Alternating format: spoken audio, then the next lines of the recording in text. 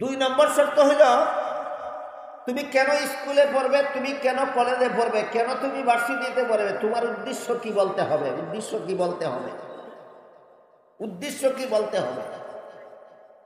কেউ যদি বলে আমি স্কুলে কলেজে ভার্সিটিতে পড়ি, এই পড়ার দ্বারা একটা সরকারি সার্টিফিকেট পাওয়া যাবে, সরকারি সার্টিফিকেট পাইলে আমি সরকারি চাকরি পাব, সরকারি চাকরি পাইলে আমি জীবন ভর বেতন ভাতা এবং পেনশন বুক করতে পারব।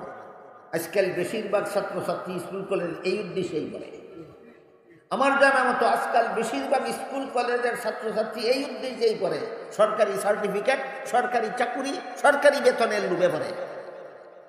এই উদ্দেশ্যে যদি কোনো মুসলমানের সন্তান স্কুল কলেজে পড়ে, তাইলে তার উদ্দেশ্যটা হইল সমাজের সেবা না পেটের সেবা। তুমি পেটের সেবার জন্য পড়ো, তোমার সব হবে কেন? সব পাইতে হইলে একটা মহান উদ্দেশ্য রাখতে হবে। বিদ্যার মতো এত মহামূল্যবান জিনিস তুমি তুচ্ছ উদ্দেশ্যে অর্জন করতে পারো না। একটা উন্নত মানের উদ্দেশ্য নিয়ে মুসলমানের সন্তান স্কুলে পড়তে হবে, একটা উন্নত মানের উদ্দেশ্য নিয়ে মুসলমানের ছেলেমেয়ে কলেজে পড়তে হবে, একটা উন্নত মানের উদ্দেশ্য নিয়ে মুসলমানের ছেলেমেয়ে কলেজ ভার্সিটিতে পড়তে হবে। সেই উদ্দেশ্যটা কি হবে?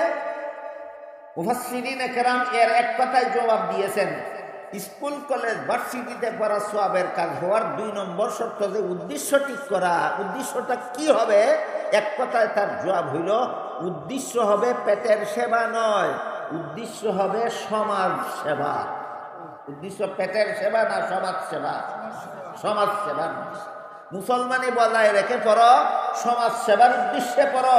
তোমার স্কুলের পড়া সওয়াবের কাজ, তোমার কলেজের পড়া সওয়াবের কাজ, তোমার ভার্সিটির পড়া সওয়াবের কাজ। কাজেই ইসলামে কোনো শিক্ষানীতি নেই। ইসলামে যদি একটা চমৎকার শিক্ষানীতি থাকে, তাহলে আমি ইসলামের শিক্ষানীতি বাদ দিয়া মন গড়া শিক্ষানীতি বানাতে যাব কেন? আমার মাথায় ভূতে না ধরলে, কথা বুঝেন কিনা? আমি নূতন মন গড়া শিক্ষানীতি বানাতে যাব কেন? নিশ্চয়ই মাথায় ভূতে ধরেছে। আল্লামা উবাইদুল্লাহ সিন্দি রহমতুল্লাহি আলাইহি তার ইনকিলাবি তাফসীর নামক কিতাবে লিখেছেন যে সমাজ সেবার উদ্দেশ্যের উদাহরণ কি। তিনি উদাহরণ দিয়েছেন, কয়েকটা উদাহরণ দিয়েছেন, বড় চমৎকার। এর মধ্যে একটা উদাহরণ হল, সারা দুনিয়ার অমুসলিমরা যদি দুনিয়ার মুসলমানদের সাথে এই মর্মে বয়কট করে যে আমাদের আবিষ্কৃত কোনো যন্ত্রপাতি মুসলমানদের কাছে বিক্রি করব না, তাহলে মুসলমানদের আবিষ্কৃত যন্ত্রপাতি যেন মুসলমান সমাজের, মুসলমানের দেশের উন্নতির জন্য যথেষ্ট হয়, ওই রকম যন্ত্রপাতি আবিষ্কার করার উদ্দেশ্যে স্কুল কলেজ ভার্সিটিতে পড়ো। যে যন্ত্রপাতি আবিষ্কার করলে বেদিন কাফিরে বয়কট করলেও তোমাদের আবিষ্কৃত যন্ত্রের দ্বারাই তোমাদের রাষ্ট্রের উন্নতি সাধন হতে পারে। একটা সমাজ সেবার উদ্দেশ্যের একটা উদাহরণ। তিনি আরো লেখেন, দুনিয়ার বেদিন কাফিরেরা যদি মুসলমানদেরকে এই মর্মে বয়কট করে যে আমাদের ডাক্তার দ্বারা কোনো মুসলমান রোগীর চিকিৎসা করতে দেব না, তাহলে মুসলমান ডাক্তাররাই যেন মুসলমান রোগীদের চিকিৎসার জন্য যথেষ্ট হয়। এইরকম ডাক্তার বানাবার জন্য মুসলমানের সন্তান মেডিকেল কলেজে পড়ো।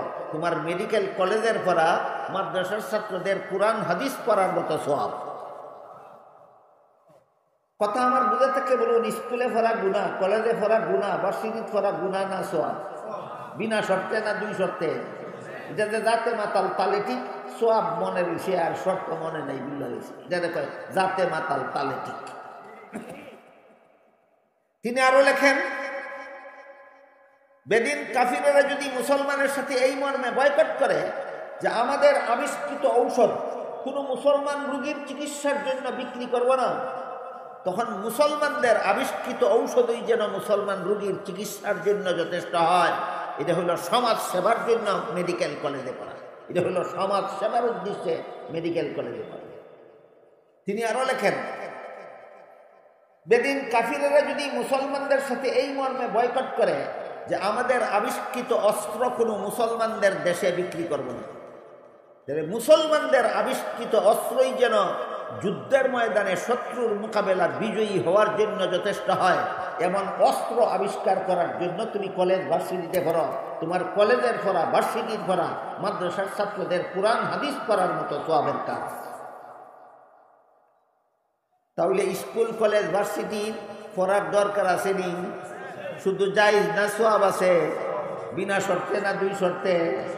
এখন বলেন দুই শর্তের কোন কোন শর্ত এই জমানার স্কুল কলেজের মুসলমান ছাত্ররা পালন করে? কতজন স্কুল কলেজের ছাত্র মুসলমানই বজায় রেখে স্কুল কলেজে পড়ে?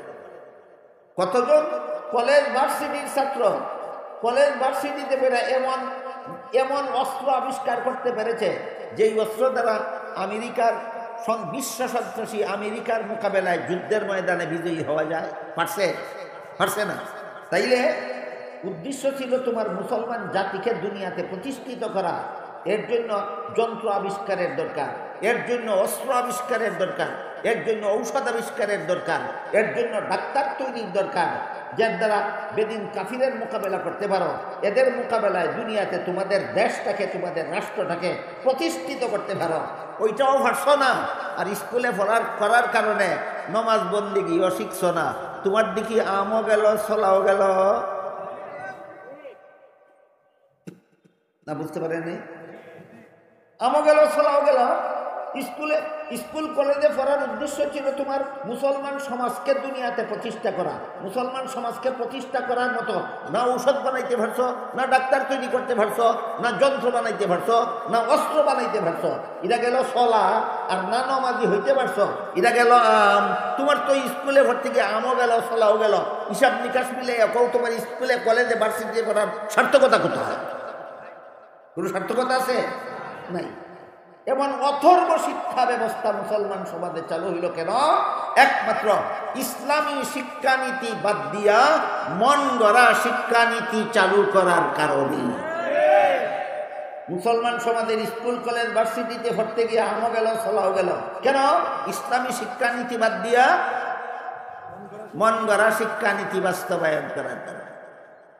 আগেই বলেছি, মন গড়া শিক্ষানীতি মতে স্কুলে, প্রাইমারি স্কুলের সিলেবাস, হাই স্কুলের সিলেবাস, কলেজ ভার্সিটির সিলেবাস ওই সমস্ত লোকেরা তৈরি করে দেয়, যারা এমন একটা সিলেবাস তৈরি করে দেয় যেই সিলেবাস নিয়ে লেখাপড়া করলে মুসলমানের সন্তান সালমান রুশদি হতে পারে, যেই সিলেবাস নিয়ে লেখাপড়া করলে মুসলমানের সন্তান কবি শামসুর রহমান হতে পারে, ওই সমস্ত সিলেবাস নিয়ে লেখাপড়া করলে মুসলমানের সন্তান লতিফ সিদ্দিকী হতে পারে, এই সমস্ত সিলেবাস নিয়ে লেখাপড়া করলে মুসলমানের সন্তান ডক্টর আহমদ শরীফ হতে পারে, এই সিলেবাস নিয়ে লেখাপড়া করলে মুসলমানের সন্তান তসলিমা নাসরিন হতে পারে।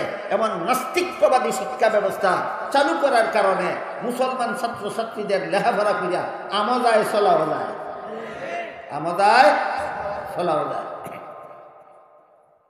যে স্কুল কলেজের পড়া ছিল সওয়াবের কাজ, সেই স্কুল কলেজে ফিরে সওয়াব তো পাইলামই না, নমাজি তো হইলামই না, বিশ্বের বুকে নিজের দেশটাকে, নিজের রাষ্ট্রটাকে প্রতিষ্ঠাও করতে পারলাম না।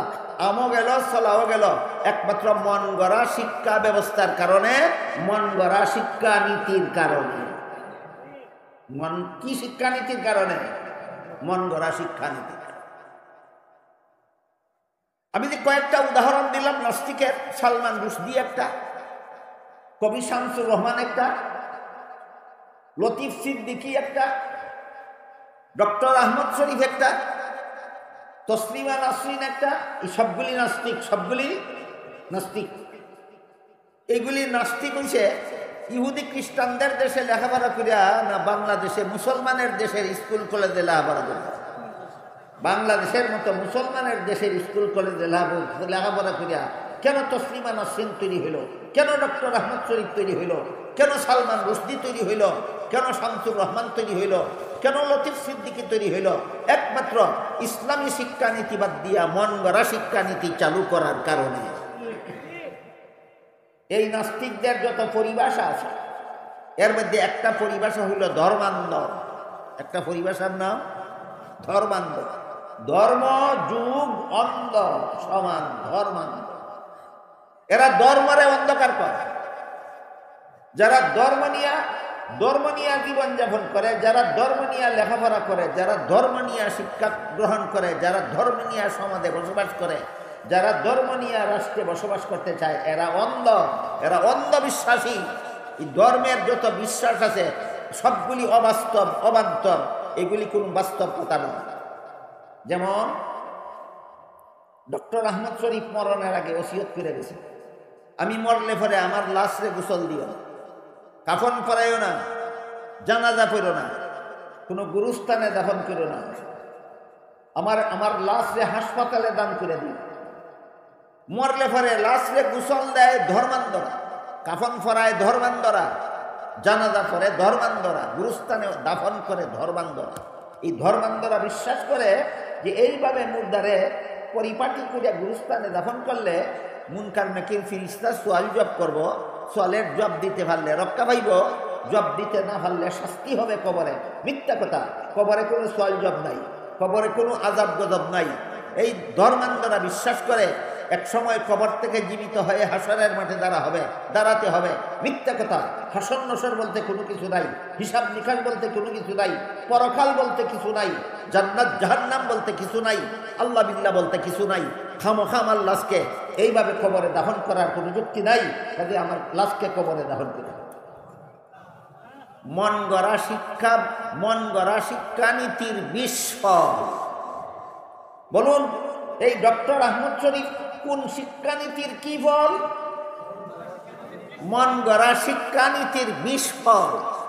আমি আপনাদের জিজ্ঞেস করি, আপনারা যারা গৃহস্থী করেন, আপনাদের হালের বলদ মরে গেলে কেউ গোসল দেয়, কাফন পরায়, জানাজা পড়ে, গুরুস্থানে দাফন করে, তাইলে বলদ মরলেও গোসল নাই, আহমদ শরীফ মরলেও গোসল নাই, বলদেরও কাফন নাই, আহমদ শরীফেরও কাফন নাই, বলদেরও জানাজা নাই, আহমদ শরীফেরও জানাজা নাই, বলদেরও গুরুস্থান নাই, আহমদ শরীফের গুরুস্থান নাই।